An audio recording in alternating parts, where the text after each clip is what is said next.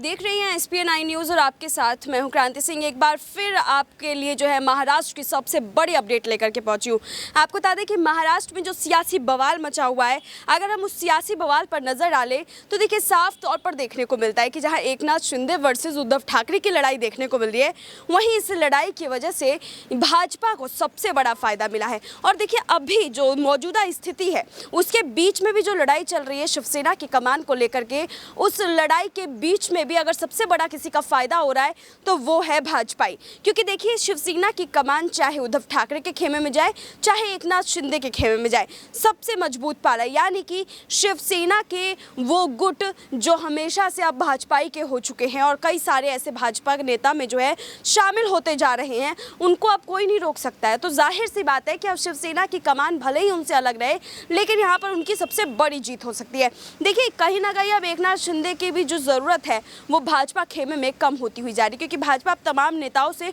खुद डील करती हुई नजर आ रही है। तो देखिए ऐसे में सबसे बड़ा सवाल यही उठता है कि क्या एकनाथ शिंदे जिस शिवसेना की कमान के लिए इतनी बड़ी लड़ाई लड़ रहे हैं, जहां उद्धव ठाकरे शिवसेना की कमान के लिए इतनी बड़ी लड़ाई लड़ रहे हैं, क्या दोनों की लड़ाई के बीच में चाहे फायदा किसी का भी हो, लेकिन सबसे ज़्यादा अगर किसी को फायदा पहुंच रहा है तो वो है भाजपाई। देखिए यहाँ पर जो भाजपा ने अपनी नीति गढ़ी थी महाराष्ट्र को लेकर के, वो नीति अब कामयाब होती हुई नजर आ रही है। देखिए यही वजह है कि अब एकनाथ शिंदे का रुख जो है वो नर्म हो सकता है उद्धव ठाकरे को लेकर के, क्योंकि राजनेताओं के बीच हमेशा से देखा गया कोई कभी भी पलटी मार जाता है, और अगर एकनाथ शिंदे ने पलटी मारने का काम किया तो जाहिर सी बात है कि आने वाले समय में ये देखा जाएगा कि एकनाथ शिंदे जो है उद्धव ठाकरे से माफ़ी मांग करके उनको CM कुर्सी सौंप करके पार्टी को जो है संभालने का काम कर सकते हैं। क्योंकि देखिए भाजपा की नीति एक के बाद एक पड़ते